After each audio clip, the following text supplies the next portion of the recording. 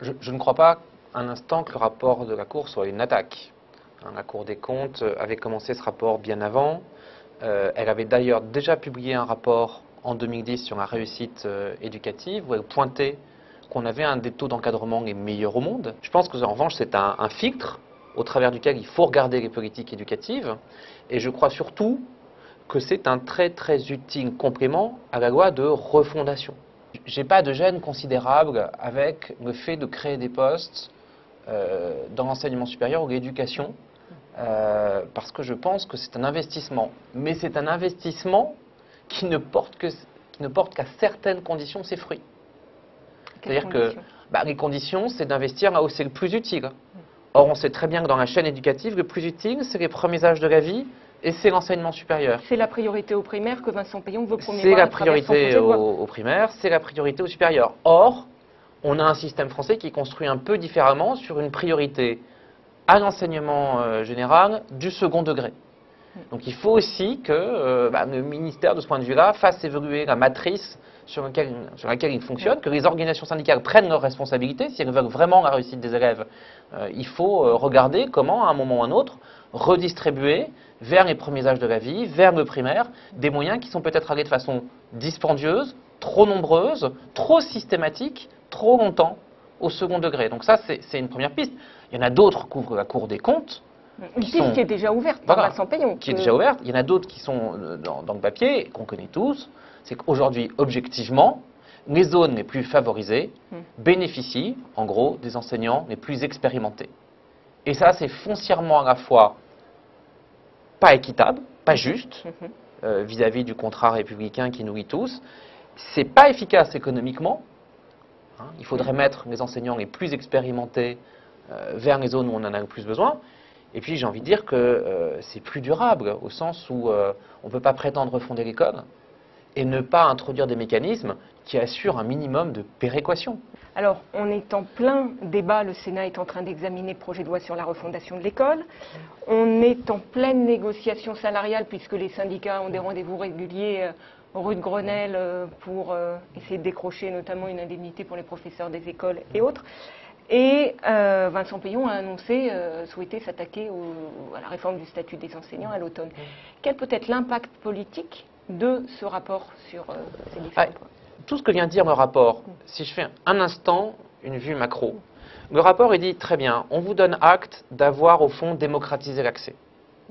La France est parvenue à démocratiser l'accès. Elle a mis en place un système centralisé, national. Il y a 837 000 enseignants.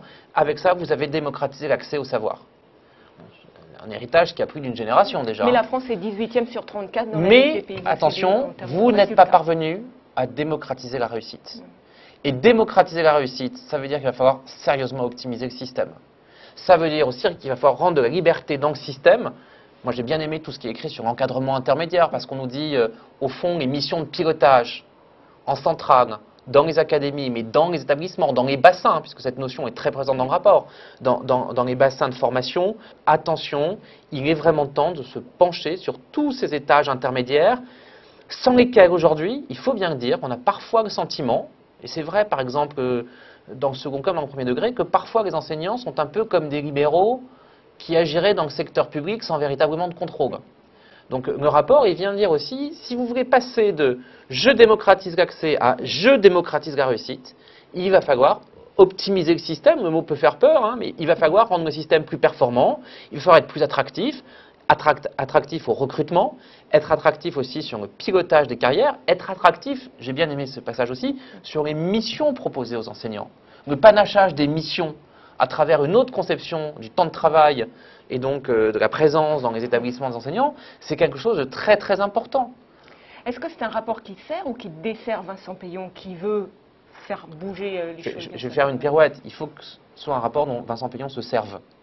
Donc, je ne sais pas vous dire s'il Vous sert direz ou s'il... qu'il étrille l'éducation nationale. Il vient pointer, mais après tout, on est très dans l'air du temps, puisque je vous rappelle que l'évaluation des politiques publiques qui a été voulue par le Premier ministre va dans le même sens. Elle consiste à remettre à plat des politiques publiques dans tous les secteurs, la politique familiale, la politique d'aide aux entreprises, la politique d'aide au développement de la France, etc. etc. Ce rapport, pour moi, il vient rappeler, notamment parce qu'il a des comparaisons internationales, que d'autres systèmes font mieux que nous parce qu'ils sont organisés différemment que nous. Je le dis aux organisations syndicales, je le dis aux enseignants, je le dis aux parents, je le dis à tous ceux qui, à un moment ou à un autre, pourraient avoir la tentation de rester sur une forme de statu quo. Je vais le dire autrement, il y a 2 millions de jeunes aujourd'hui, entre 15 et 30 ans, qui ne sont ni à l'école, ni en formation, et qui n'ont aucune qualification. Ça n'est pas normal. Alors, sur le fond, j'allais dire sur l'idée de changer, Vincent Payon répète régulièrement qu'il faut le faire, mais qu'il faut, en substance, qu'il ne faut pas le faire d'une manière frontale, un peu comme le dit la Cour des comptes, en bougeant l'organisation parce que le système va se bloquer, mais qu'il faut le faire par la pédagogie, par la formation des enseignants, les ouvrant différemment. Il faut des faits. Il faut aussi des faits. Je vais prendre un fait, qui était d'ailleurs dans le rapport de 2010 de la Cour des comptes.